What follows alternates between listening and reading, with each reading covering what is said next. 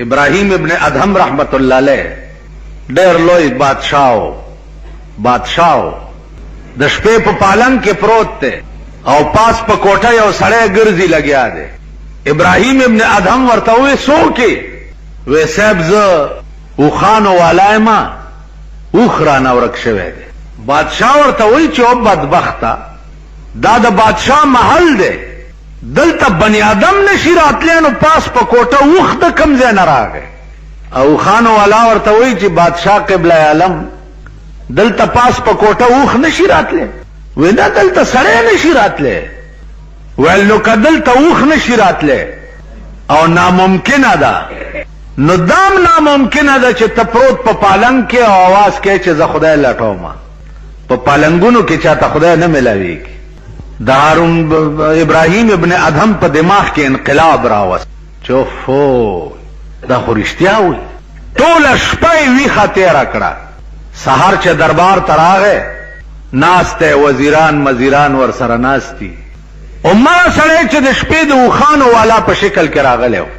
سهار هغه سړی بیا د غویانو والا په شکل کې راغی. زوړ غوندې پټکی والی دی او ملا یې تړلې ده او تر ګرځي. سپایانو ته تپوس وکړو چې څوک یې هلکه څه ګورې؟ ویل جي غوی رانه ورک دی غوی لټوم. وی دا د بادشاہ دفتر دی دربار دی دا لیونی.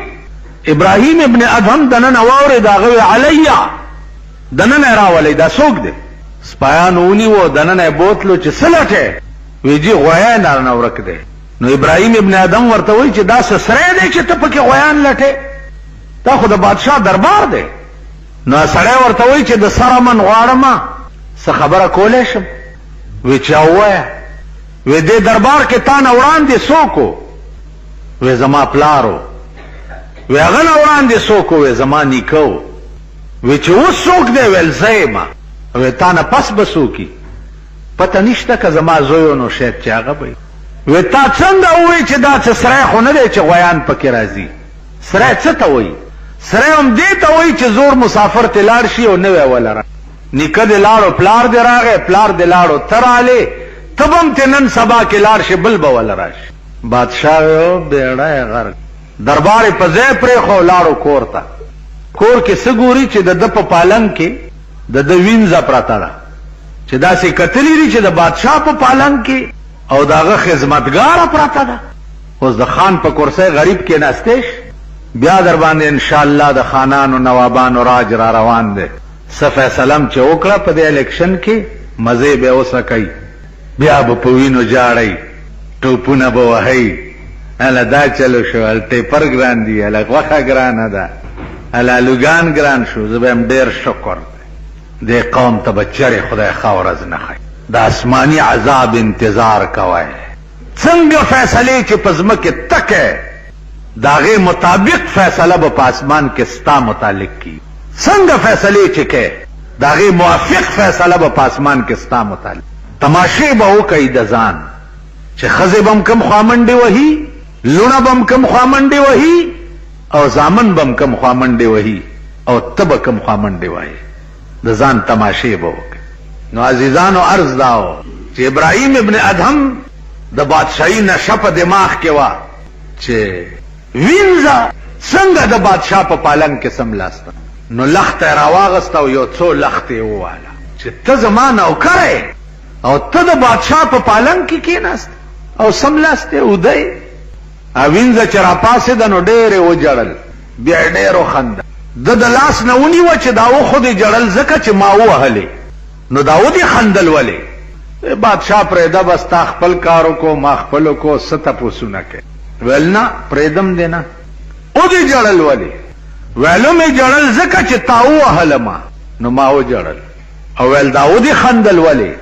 ویلې ومې خندل ځکه چې ما یو 10 منټه آرام شوق په دې پالنګ کې مزه مې واغسته زړه مې خوشحال شو نو مې خندل. ویل اوس د جړا راته سم حال ووایه. ویل د جړا سم حال دا دی چې خدایا ما یو 10 منټه په دې پالنګ کې خوب وکړو نو ما خو دومره لختې وخوړې. یا الله چې څوک شپه ورځ پکې پراته وي چې هغه به څومره لختې خوري.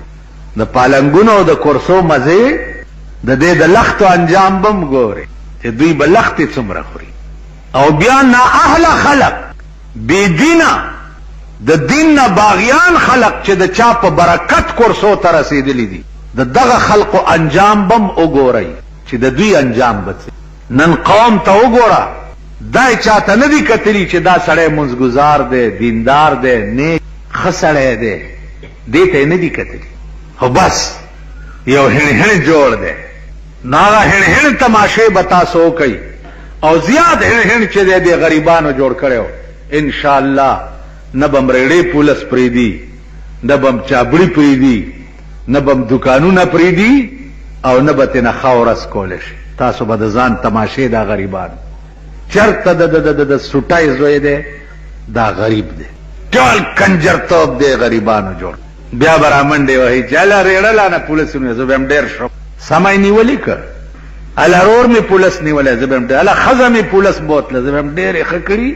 چې نکاح پې وتړي د قوم تماشې به د ځان وکړي تاسو د چا شخصیت ته نه دي کتلي نیک او دیندار هم نه دی کتلی د دنیا بېدینو پسې منډې والی دي نو کما تکونون یؤمر علیکم چې څنګه یی داسې به در باندې امیران راځي داسې به در باندې حکومت راځي ستاسو څه خیال دی چې په پاکستان به ګینې اوس داسې حکومت راشي چې تاسو ټول به چرګان خورئ پیپر خورو په پاکستان به داسې حکومت راشي تاسو ټول به د سرو زرو مولی شئ ستاسو مثال خو د خرې دی د خرې مثال هم دی خرا